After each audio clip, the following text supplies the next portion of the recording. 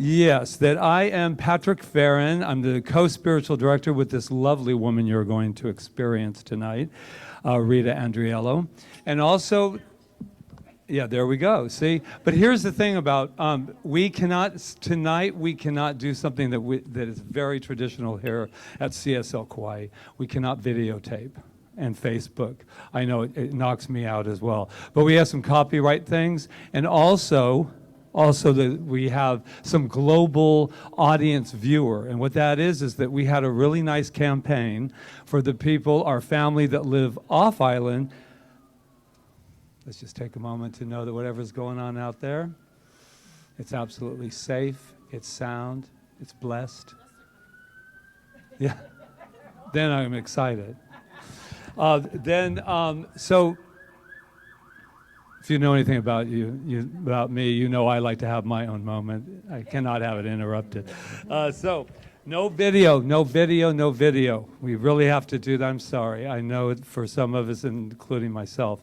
So we have a couple of shout outs. This fundraising campaign that we had outside of here, they are tuning in live tonight, some, unless they're on the East Coast, and I'm sure that they'll be archived in the morning. But I have a few names, and then there was another one, it's called the Executive Producer, and part of that package is you get all of these nights delivered to your home, but you also get a shout out. So let's do some shout outs, shall we? These are executive, CSL Kauai executive producers. And that is Emma, who you all met out there, Emma. And they're watching right now, Greg and Laura Stewart in Oregon. Our mentor, Dr. James Mellon and Kevin Bailey in Studio City, California. And we have Joan and Richard Morgan, Judy Burton in Canada, Kiana, Michelle and Ronald LeMay right here on the island of Kauai. And we have Sherry and Tom Till. And then you're wondering, why would Sue Wood and Walt Weiss, who come here all the time, why would they be an executive producer and have to watch it off island? Because they're in Alaska right now. And I think they're actually getting home today. And then last but not least, do we say Sherry and Tom Till? Yes. And Terry and Marilyn Taylor and Walt Weiss. Just let me go up here. Deborah Vandate, you see, there's always going to be that one miss. So I want you to do something really fun.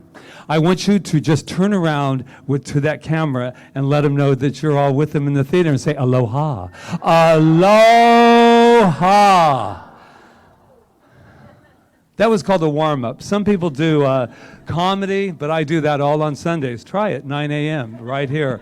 Right here on Sundays. That's me. I just have to go through my list to make sure. Thank you for coming, but you already know that. We have, Wow. I think we're ready. Is everybody ready? I am beyond excited, but I just want to say one thing. The amount of energy, we all know that has been put into this has just been amazing. I am just, in my time of doing theater and so much of it, the amount of energy that people came together to make this happen. Please just, we're going to do it later, but give it all a big round of applause to start. And so, what you've been waiting for. How did she come to her? We're about to find out. All right.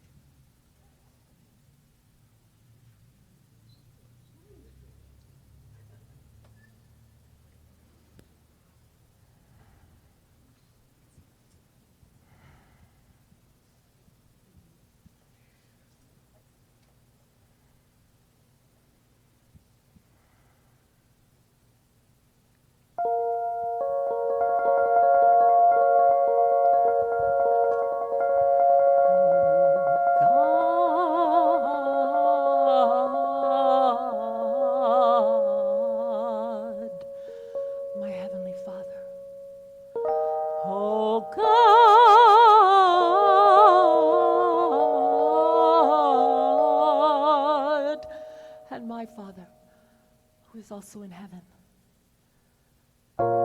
May the light of this flickering candle Illuminate the night the way your spirit illuminates my soul.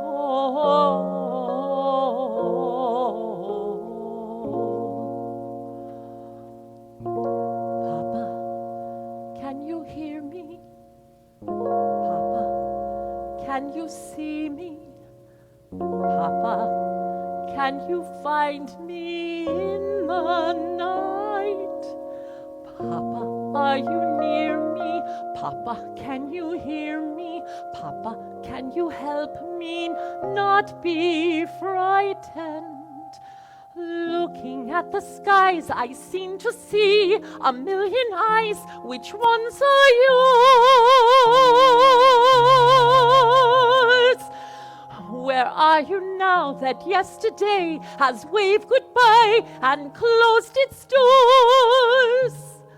The night is so much darker, the wind is so much colder, the world I see is so much bigger now that I'm alone. Papa, please forgive me, try to understand me. Papa, don't you know I had no choice? Can you hear me praying anything I'm saying, even though the night is filled with voices? I remember everything you taught me, every book I've ever read. Can all the words in all the books help me to face what lies ahead? The trees, they're so much taller, and I feel so much smaller. The moon is twice as lonely, and the stars are half as bright. Papa, how I love you. Papa, how I need you. Papa, how I miss you. Kissing me good night.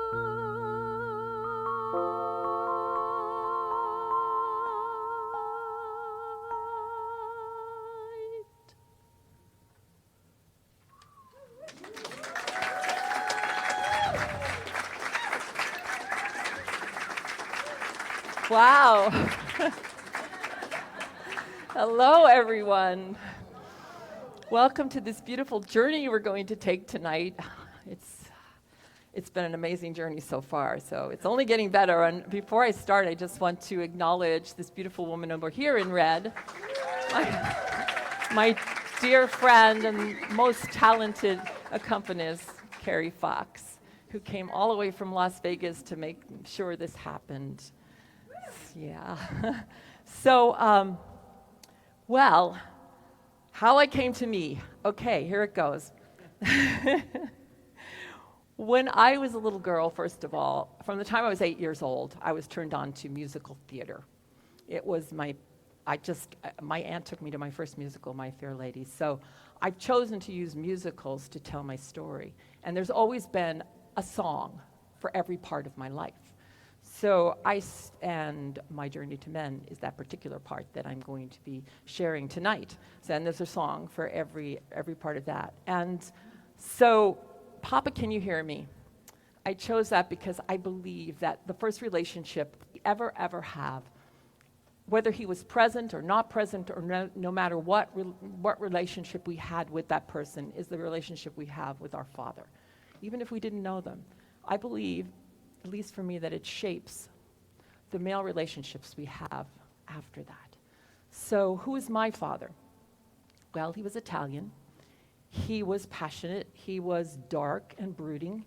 He sometimes was very angry, and he scared us with that anger sometimes. But he had this other side to him, and that was that he loved beauty. He loved beauty. He loved art, good art. He used to take me walking on 2nd Avenue on Saturday afternoons when I was 8 years old in New York City, going from antique store to an antique store to look at antiques. He used to teach me about music, opera. That was his music. and also good food, Italian food. It was just like that was the upbringing I had. But what about me? I had things I liked too, like the Beatles and John Davidson and all the people that were popular at that time. Tom Jones, I love Tom Jones. Anyway, but I had no voice with my father.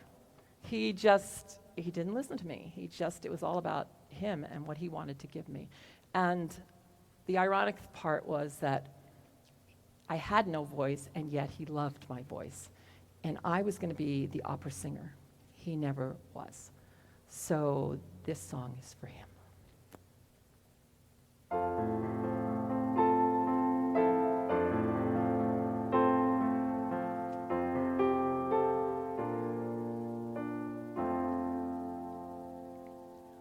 Oh mio bambino caro, mi piace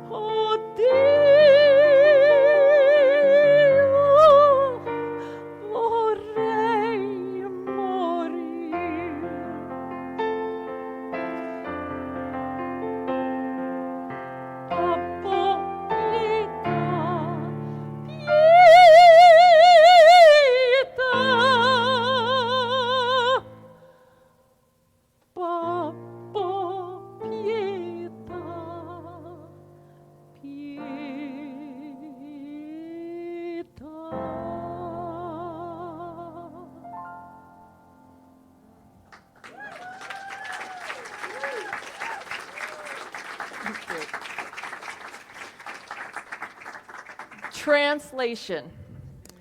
Oh, my dearest daddy, that's Babo. I love him so much. He's so handsome, and I'm going to Porto Rosa to buy myself a ring. And if you don't let me, I'm going to Ponte Vecchio, and I'm going to throw myself off the bridge. Well, that was pretty much my relationship in my teenage years with my father. I wasn't allowed any other relationships outside of my relationship with him. But like many teenagers, I found myself and I found my way to a secret love. And at the same time, I was introduced to a musical called South Pacific. It fit so perfectly. Perfectly.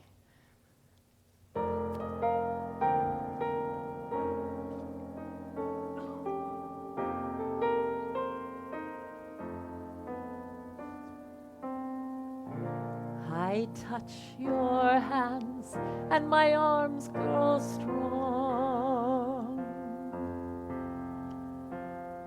like a pair of birds that burst with song.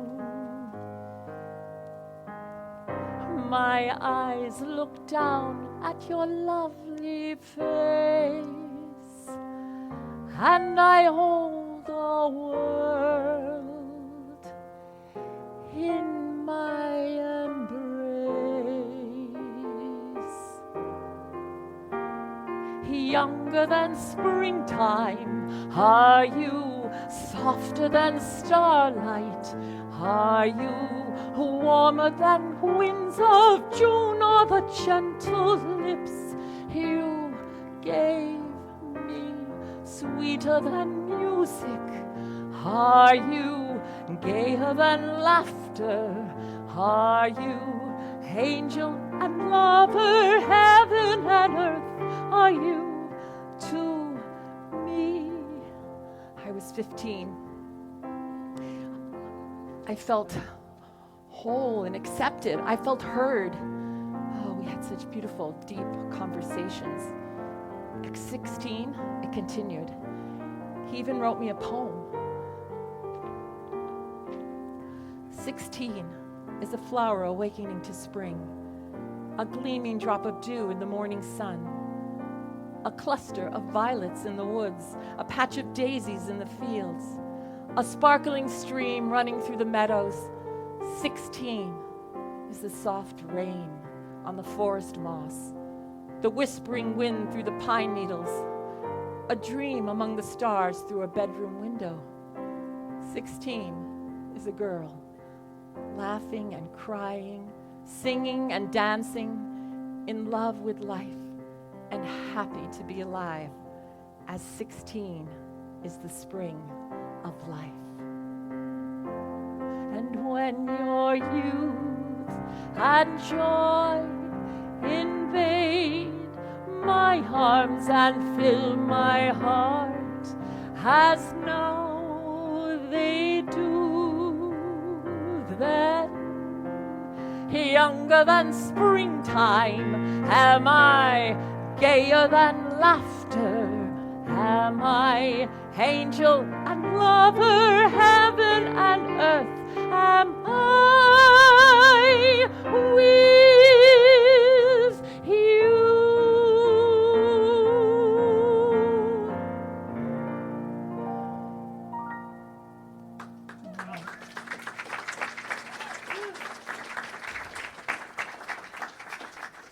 Romantic, huh? Well, would you change your mind if I told you that this secret love of mine was a man twice my age?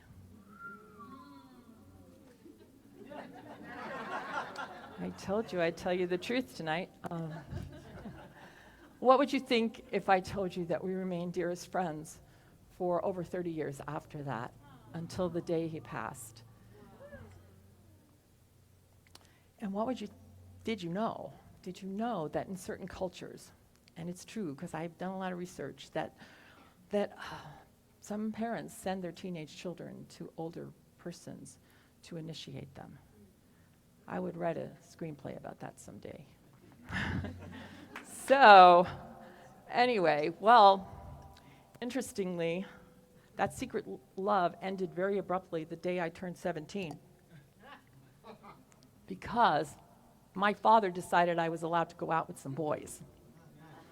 And I just let go of it all, and my father set me loose at Kings Point Merchant Marine Academy, which is outside of Great Neck, New York. And I went to my first mixer where I met a cadet. And, well, I have to admit that sex came quickly.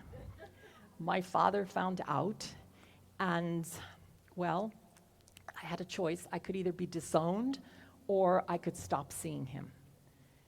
And I chose to leave my family for the man of my life.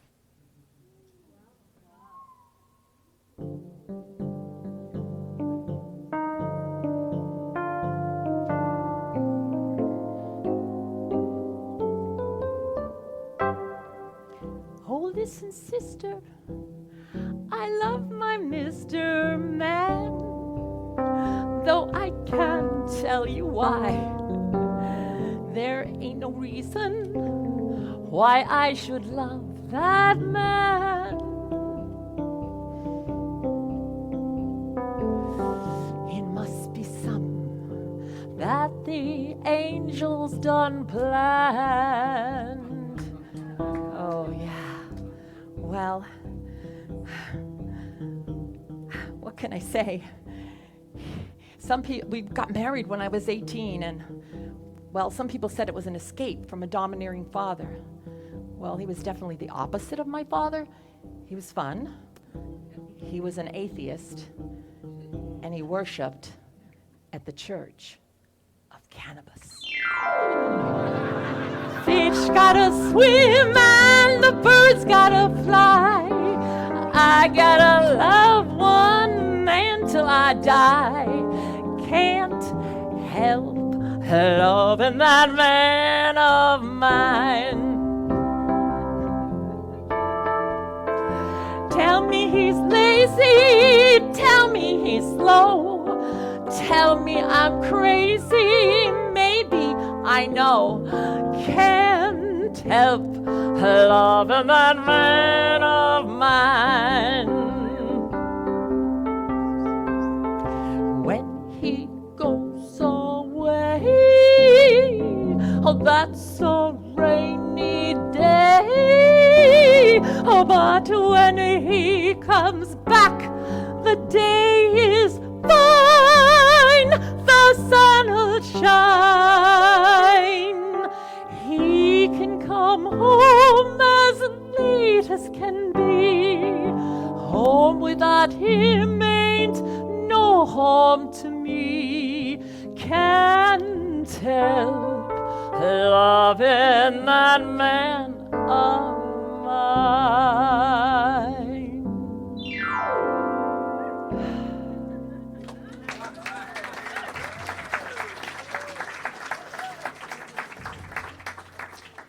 Well, okay.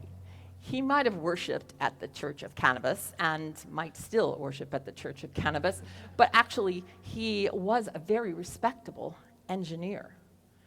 And we had an idyllic life. We raised 3 beautiful children, strategically planned 22 months apart. It was perfect.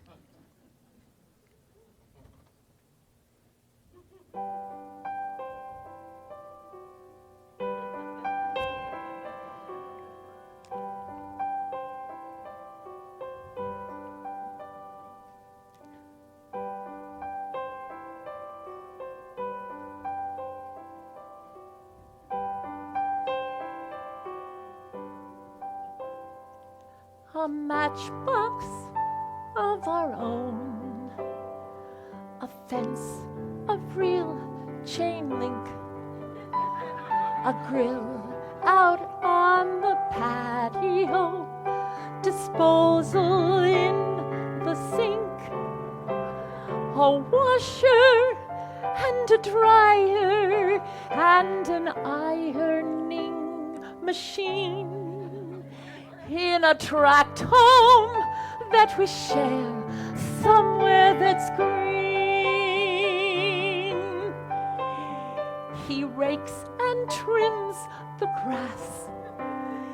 He loves to mow and weed. I cook like Betty Crocker, and I look like Donna Reed. There's plastic on the furniture to keep it neat and clean. In the pine sol scented air, somewhere that's green. Between our frozen dinners and our bedtime, 9:15, we snuggle, watching Lucy on a big, enormous 12-inch screen. I'm his December bride. He's father. He knows best. Our kids watch Mr. Rogers as the sun sets in the west. A picture out of Better Homes and Garden, a magazine. Far from Skid Row, I dream we'll go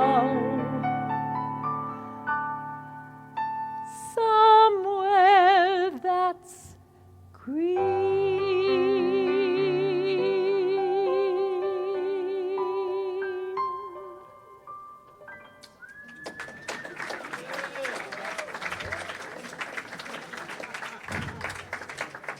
Well, let me give you a little history, because I know there's some young people in the audience, about 40 or so, maybe younger, I don't know, who might not know who Betty Crocker and Donna Reed are, but I mean, it's possible. just think of it this way. Think of them as an archetype from that time period of the perfect wife and the perfect mother. So, yeah, I just wanted to clear that up. So, okay, well, my somewhere was far from green. My husband whisked us all away to a dry desert Bible Belt town called Farmington, New Mexico. Yeah, literally, it was Bible Belt. 75 churches and 20,000 people. Sorry, that was a lot of churches for 20,000 people. Anyway, it was there that I found Mormonism. I actually embraced Mormonism really deeply, but I had a hard time fitting in because of my, I don't know what I considered my, European background. I mean, I was the one that always had short skirts on, too short. I was in the bishop's office all the time. My skirts were too short. I breastfed my baby in church, and discreetly, and I kissed other men on stage. It was also in Farmington that I discovered musical theater as far as being a performer and an actress and a singer. And my life started to really change at that point. The relationships I had in theater were just kind of intertwined with my life, and things were changing. So at that time, one of the shows I produced and started and was I Do. And it was a big undertaking, but we sold out every night. It was great. But I want to invite a man from my future to come back with me to my past and sing a song from that show. Who could that be? Here he comes. I got a part. I got a part in this.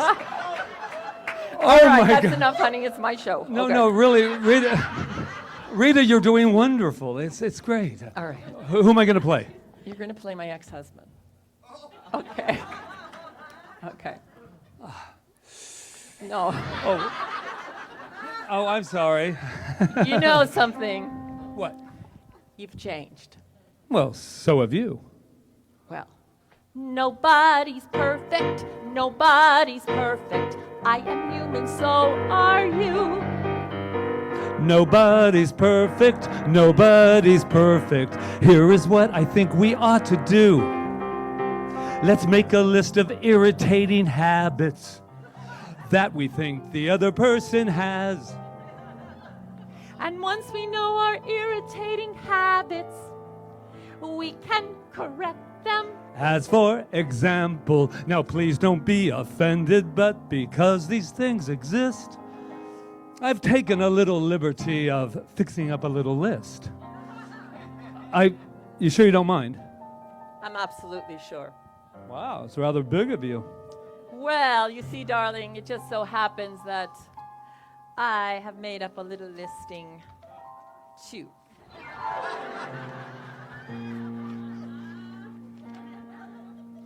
You chew in your sleep. Do what? You chew. You go like this. I don't. You do. I've never done that one time in my life. Darling, please remember, I'm your wife. You chew in your sleep. You do it frequently. Why, that's absolutely awful. I quite agree.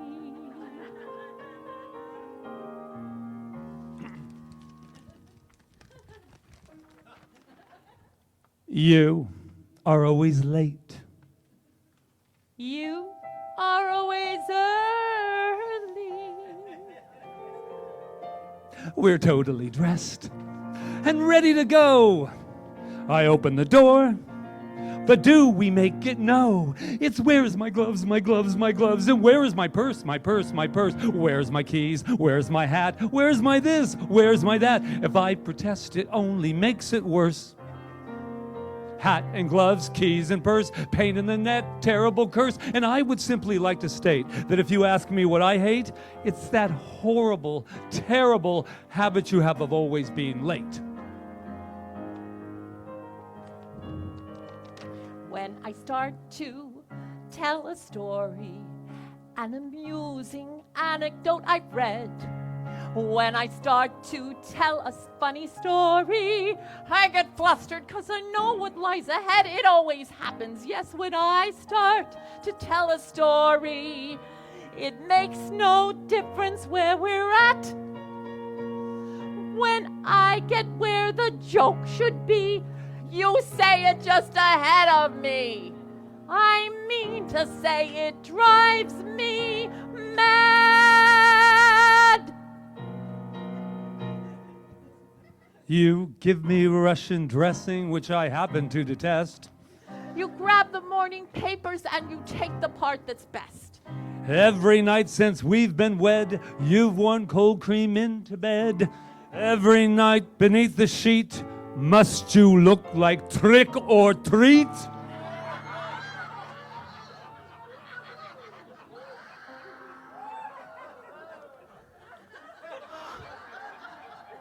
Well, nobody's perfect. Nobody's perfect. I am human, so are you. Nobody's perfect. Nobody's perfect. Here is what I think we ought to do. You take my list and see if you can't do a little better. You take mine and see if you don't notice an improvement, 'cause Nobody's perfect, especially not you. Not you, not you, not you, not you, not you, not you.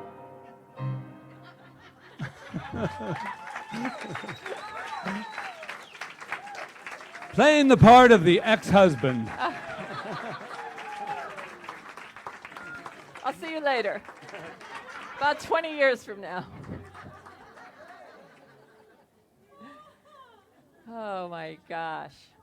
So, okay, well, so I'm introduced to musical theater, and the more I get entrenched in musical theater and the relationships I have there, and they start to like just kind of change me, and I have a whole new set of friends, and I start to have problems with the Mormon dogma, and I just couldn't stay anymore. So I did leave the Mormon Church after 10 years. There was a lot more involved in it than that, but read the book. And and at the same time, well, I have to say, okay, and I'm being really honest, I left with a big question. And that question was, if men could have more than one wife, and it was God ordained, why couldn't a woman have more than one husband? I would search for the answer to that question. And at the time that we left Mormonism, we also left Farmington for Albuquerque. Bye-bye, Donna Reed. Enter Miss Mona from the best little whorehouse in Texas. Carrie, are you ready? I'm ready, Miss Rita. All right. And you got your Aggie over there. Okay. Yeah. All right. You got your Aggie over there. Oh, what's an Aggie? You'll learn, honey. Okay. All right. It's just a little old bitty pissant country place. Nothing much to see. No drinking allowed. We get a nice quiet crowd. Plain as it can be. It's just a piddly squatting old time country place. Nothing too high-toned. Just lots of goodwill and maybe one small thrill. But there's nothing dirty going on. Nothing dirty going on. I don't hire no married girls. They're not on the ball. They got homes and husbands. They're not stable at all. Can't understand a single thing about a proper business day. Now what's the point of opening up the store if you give the goods away? It's just a little bitty pissant country place. Nothing much to see. No drinking allowed. We get a nice quiet crowd. Plain as it can be. It's just a piddly squatting old time country place. nothing too high-toned, just lots of goodwill and maybe one small thrill. But there's nothing dirty going on. Nothing dirty going on. Nothing dirty going on.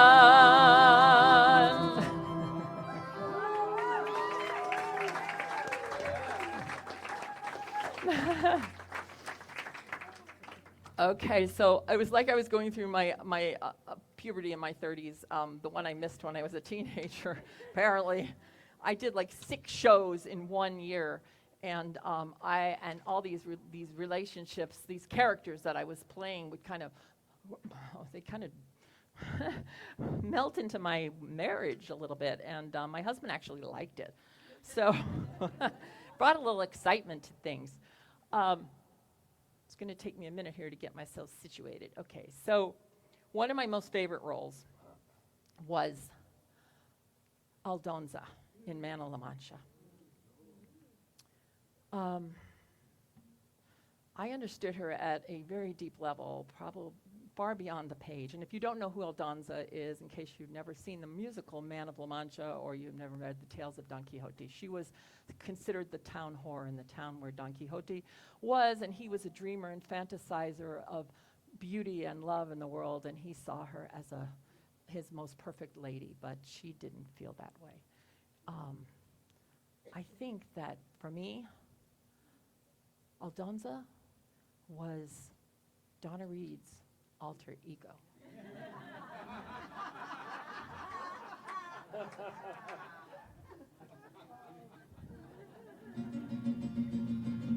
I am not your lady. I am not any kind of a lady. I was spawned in a ditch by a mother who left me there, naked and cold and too hungry to cry. I never blamed her. I'm sure she left hoping that I'd have the good sense to die. Then, of course, there's my father. I'm told that young ladies can point to their fathers with maidenly pride. Mine was some regiment here for an hour. I can't even tell you which side. So, of course, I became, as befitted my delicate birth, the most casual bride of the murdering scum of the earth. And still he torments me. How can I be a lady? For a lady has modest and maidenly airs, and a virtue I somehow suspect that I lack. It's hard to remember these maidenly airs in a stable, lay flat on your back. Won't you look at me, look at me? God, won't you look at me? Look at the kitchen slut reeking with sweat. Born on a dung heap to die on some dung heap, some strumpet men use and forget. And perhaps if you see me not quite at my virginal best, cross my palm with a coin and I'll willingly show you the rest. Take the clouds from your eyes and see me as I really am. You have shown me the sky, but what good is the sky to a creature who'll never do better than crawl? Of all the cruel bastards who badgered and battered me, you are the cruelest of all. Can't you see that your gentle insanities do to me? Rob me of anger and give me despair. Blows and abuse I can take and give back again. Tenderness I cannot bear. So please torture me now with your sweet dulcineas no more. I am no one, I'm nothing, I'm only Aldonza the whore.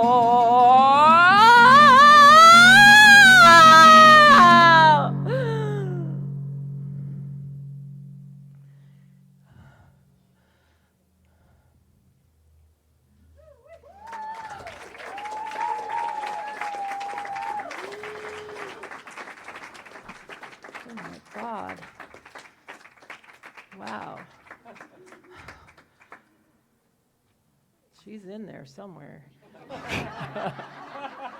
But the good thing now is I can control her.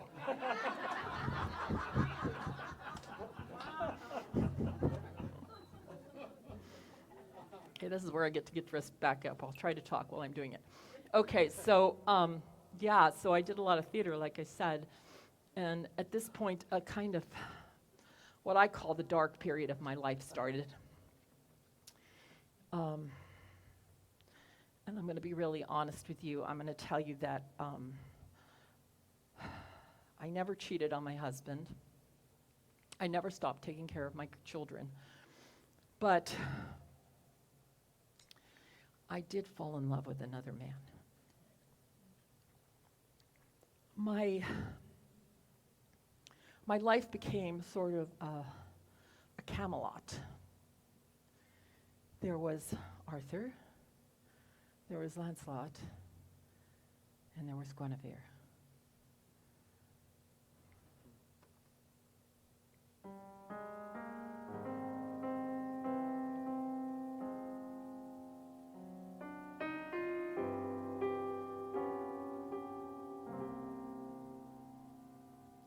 I loved you once in silence, and misery was all I knew, trying so to keep my love from showing, all the while not knowing you loved me too.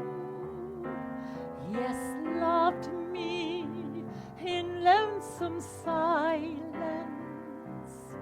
your heart filled with dark despair, thinking love would flame in you forever, and I'd never, never know the flame was there.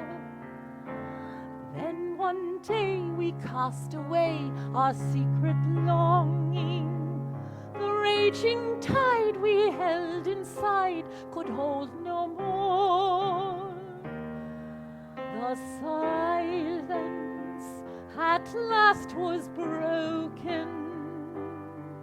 We flung wide our prison door.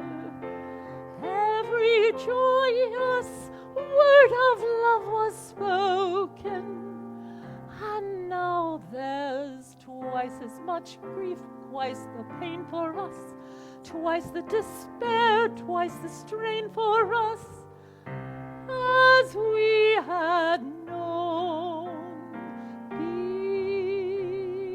before.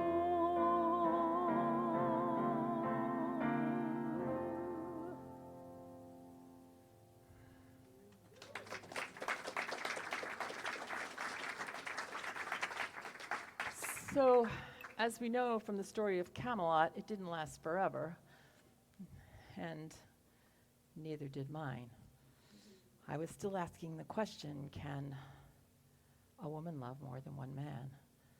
Well, it didn't work out, and thank God I was a teacher in a prestigious school. I was a mother, as I said, and I was able to keep up a really good facade. But inside, I was falling apart.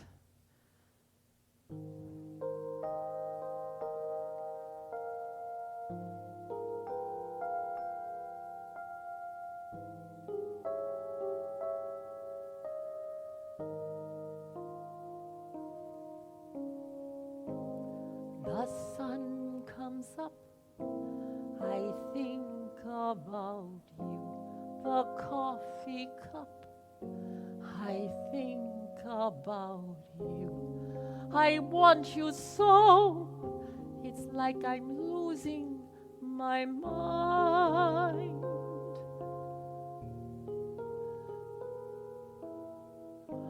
The morning ends, I think about you. I talk to friends, I think about you. And do they know it's like I'm losing my mind. All afternoon doing every little chore, the thought of you stays bright. Sometimes I stand in the middle of the floor, not going left, not going right. I dim the lights to think about you, spend sleepless nights to think about you. You said you loved me, or were you just being kind? Or am I losing my mind?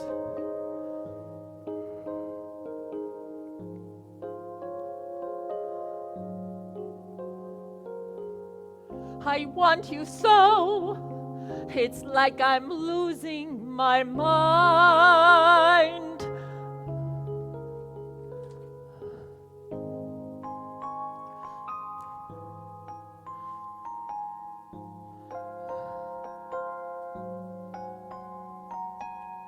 Does no one know? It's like I'm losing my mind. All afternoon doing every little chore, the thought of you stays bright. Sometimes I stand in the middle of the floor, not going left, not going right. I dim the lights, I think about you, spend sleepless nights to think about you. You said you loved me, or were you just being kind? Or am I losing my mind?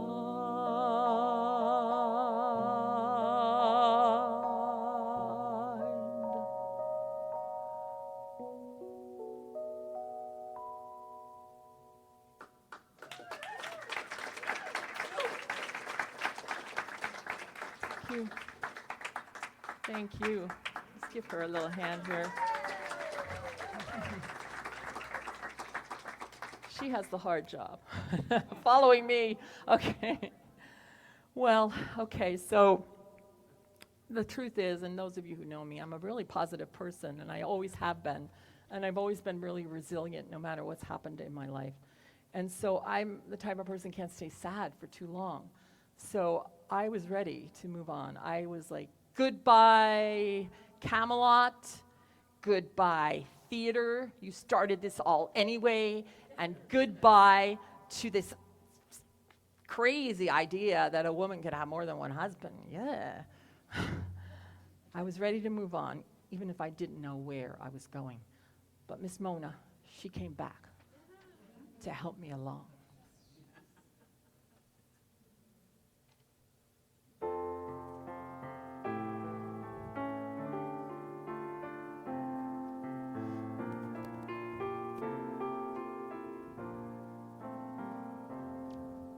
Girl, get a hold now. Straighten up. Look alive. Girl, you're a woman. You'll survive. Remember one good thing when you are moving on is wondering what you'll find. And one good thing about a past that's gone is leaving it behind. Girl, you're a woman. Keep your head up high, girl. You're a woman. Look 'em in the eye, girl. You're a woman starting on your way. Girl, I think this is your lucky day. Girl, pull it in now. Stand up tall. Look real proud. Girl, no more crying, not out loud. Remember one good thing about those tears you shed. Oh, you won't do that no more. And one good thing about a dream that's dead. You're wiser than before. Girl, you're a woman. Keep your head up high, girl. You're a woman. Look him in the eye, girl. You're a woman. Starting on your way. Girl, I think this is your lucky day. You're a woman starting on your way.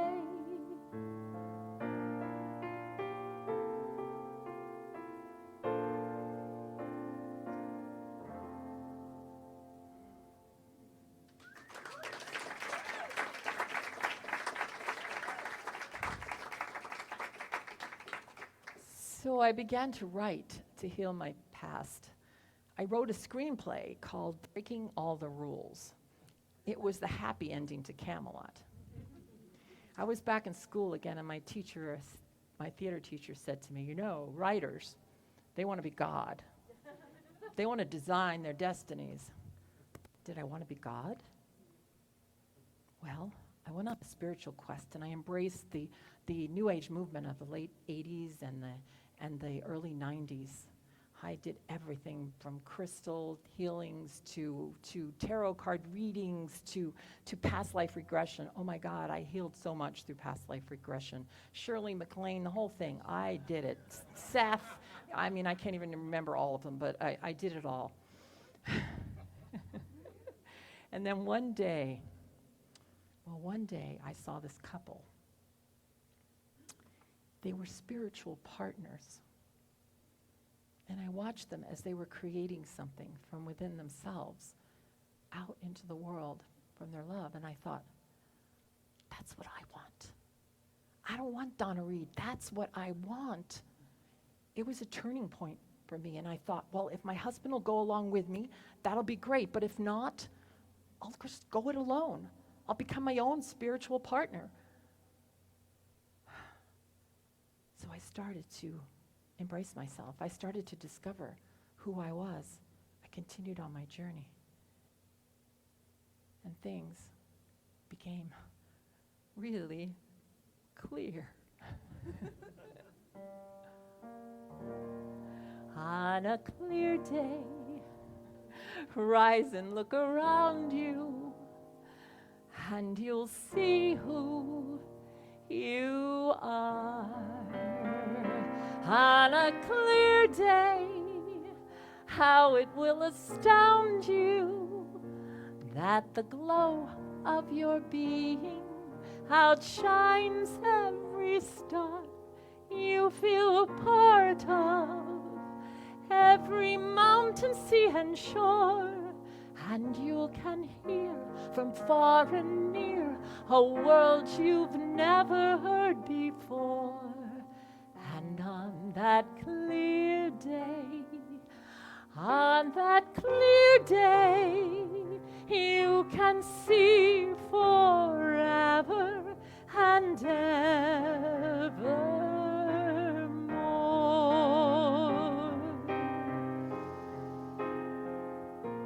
You'll feel part of every mountain, sea, and shore.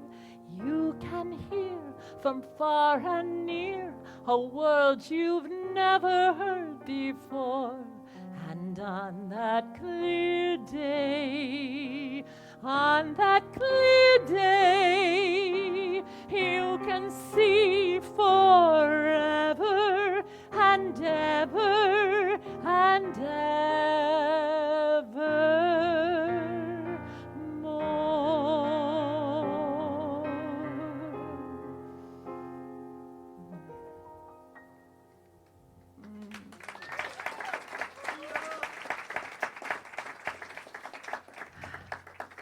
I continue to heal.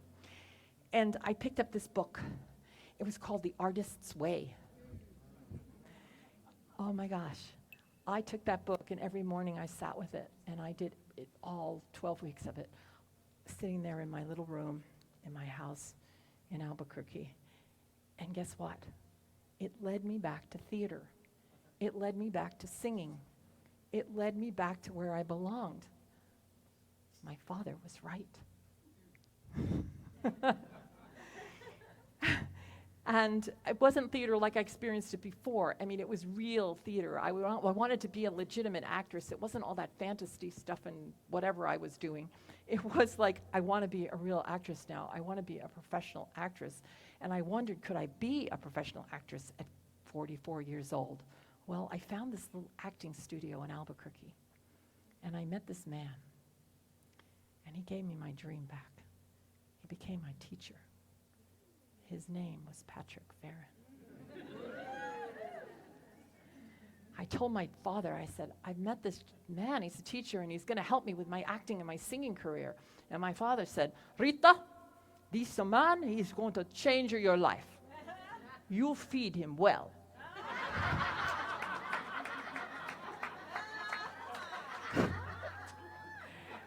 I don't know if Daddy really knew how much he was going to change my life, but anyway. He touched me. He put his hand near mine and then he touched me.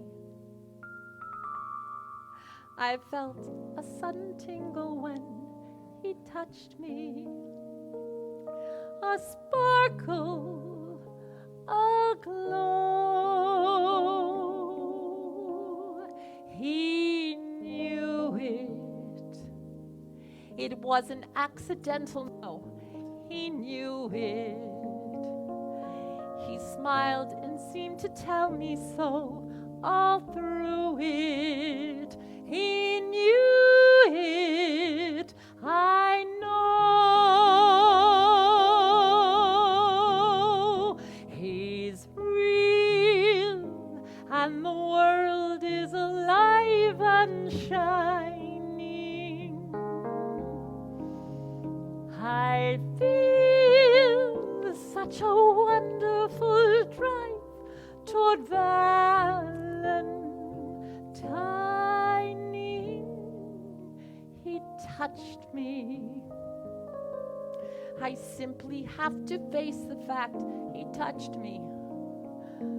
Control myself and try to act as if I remember my name. But he touched me. He touched me. And suddenly nothing is the same. For he touched me. He touched me. And suddenly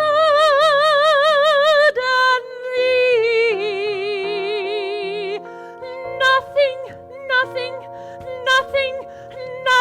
is the same.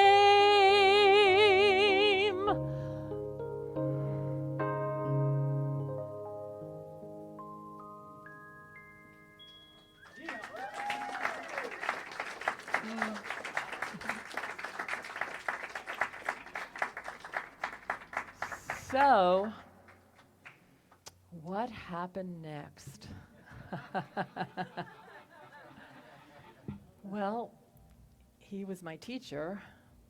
Then he became my employer. Then he became a really good friend. And then, well, we fell in love. And the truth is, my husband fell in love too. You can take that wherever you want. Breaking all the rules came off the page for a moment. But then, like I said before, Camelot can't last forever. And maybe I didn't want it to, because I had actually found my spiritual partner. My husband saw it, and I'm really proud of us because we were able to let go. And it's not easy to let go of 27 years of history. without a little bit of baggage. And it would take me a long time to shed that baggage. And I wondered, did I deserve this new life I was embracing?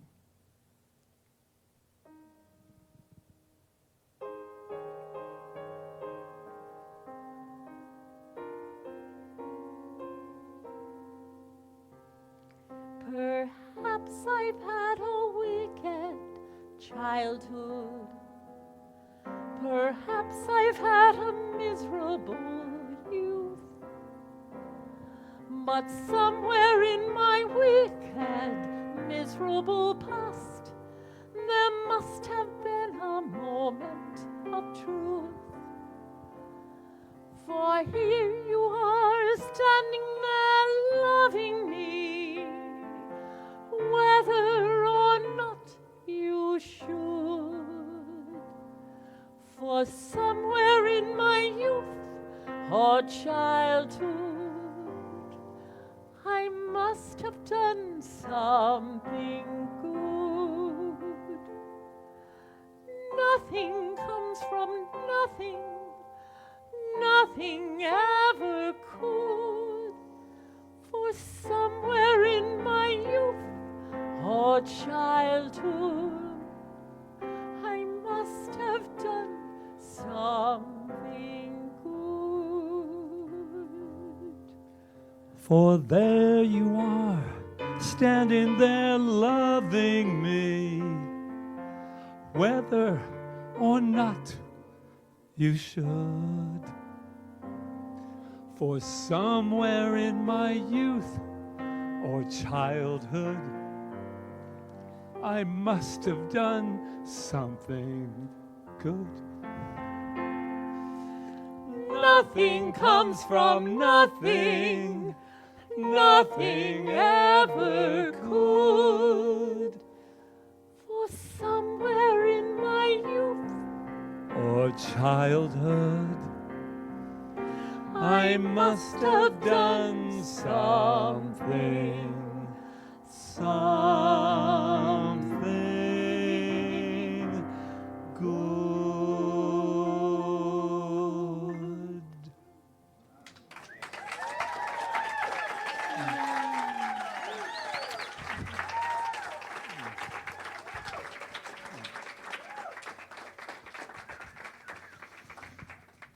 life. So, yeah. The night before Patrick and I got married, and this is the truth, for those of you who believe in dreams, and our ancestors, I had this dream, and all my ancestors were there, dead and alive, and they were just sitting in a room, and they were all looking at me and smiling. And I felt, oh my God, I've done the right thing. So, now what? Well, to tell you the truth, unconditional love embraces the changes and the growing in a relationship, and that's what I have with this beautiful man for the last 20 years. And there's that place within us that's always seeking for more, and that more that we share comes from within us and expands out, like I saw in that couple a long time ago. And that's what brought us here to the island of Kauai. Even though we started as actors, pretty soon we were just growing and changing, and we did that together and supported each other. So here we are, and there's always more. There's always more expansion. There's always more growing. One day when I was a little girl, well, I wasn't a little girl, I was in Farmington in that tract home, and my father came to visit, and he said, I was so proud of the house, you know, and he said, Rita, this is nice, but there is always more. There is always more.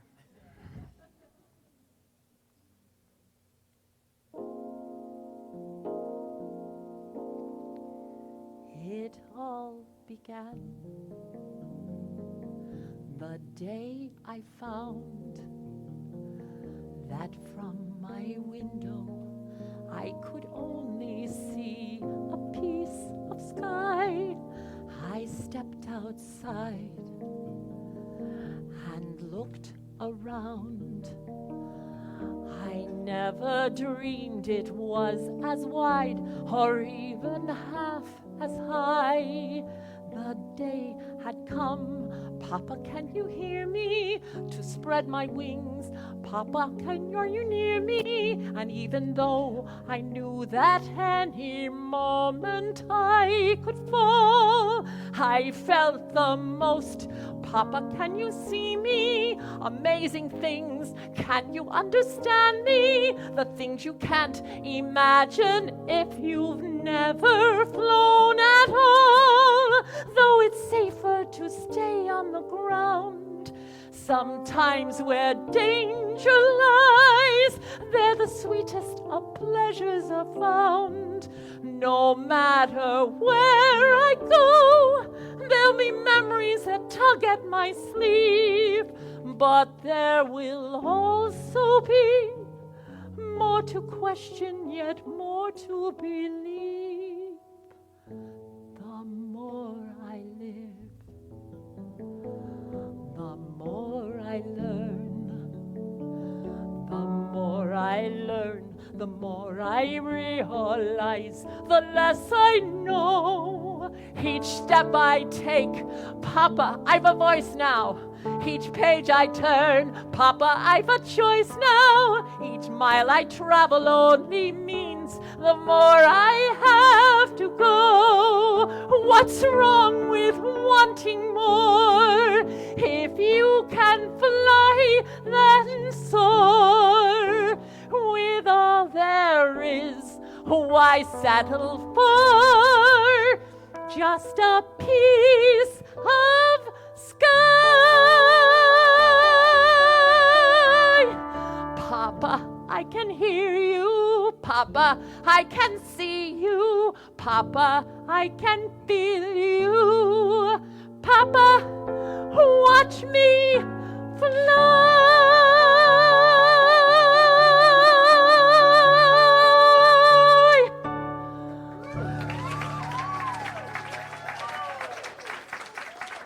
Thank you. Thank you.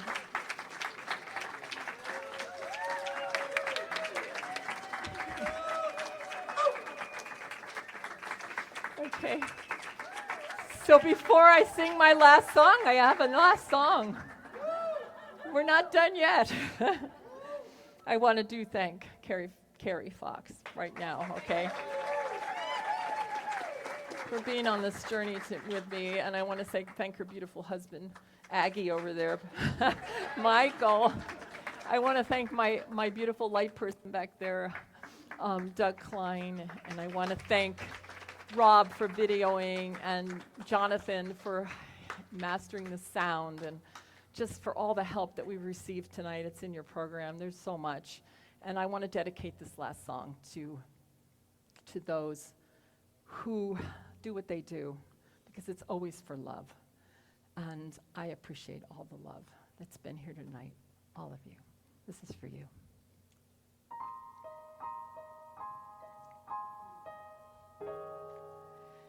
Kiss today goodbye, the sweetness and the sorrow. Wish me luck the same to you, but I can't regret what I did for love, what I did for love. Look, my eyes are dry. The gift was ours to borrow. It's as if we always knew. But I won't forget what I did for love, what I did for love. Gone, love is never gone. As we travel on, what we'll remember. Kiss today goodbye and point me toward tomorrow. We did what we had to do. Won't forget, can't regret what I did for love. What I did for love. What I did for love.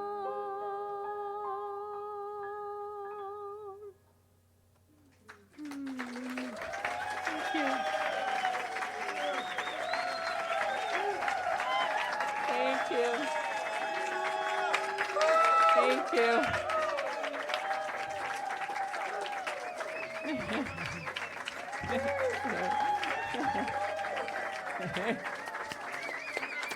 Thank you so much.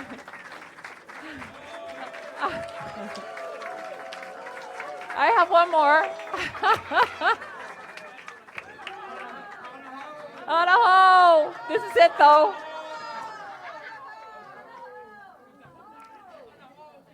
Okay.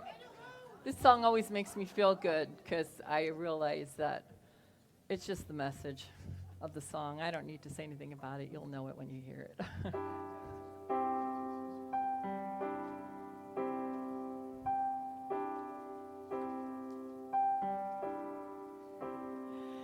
When I think of home, I think of a place where there's love overflowing. I wish I was home, I wish I was back there with the things I've been knowing. Wind that makes the tall trees bend into leaning. Suddenly the snowflakes that fall have a meaning, sprinkling the scene makes it all clean. Maybe there's a chance for me to go back now that I have some direction. It would sure be nice to be back home where there's love and affection. And just maybe I can convince time to slow up, giving me enough time in my life to grow up. Time, be my friend, help me start again. Suddenly the world's gone and changed its face, but I still know where I'm going. I have felt my mind spun around in space, but I've watched it growing. If you're listening, God, please don't make it hard to know if we should believe the things we see. Should we run away, or should we try and stay?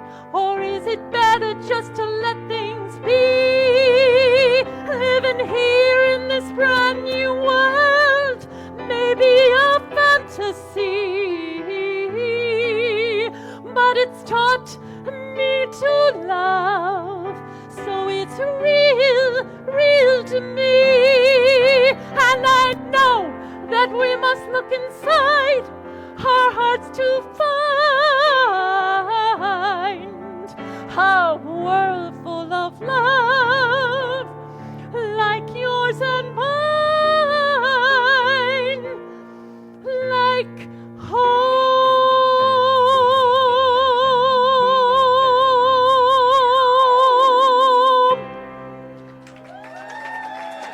Thank you. Thank you. Hey, bravo. Woo!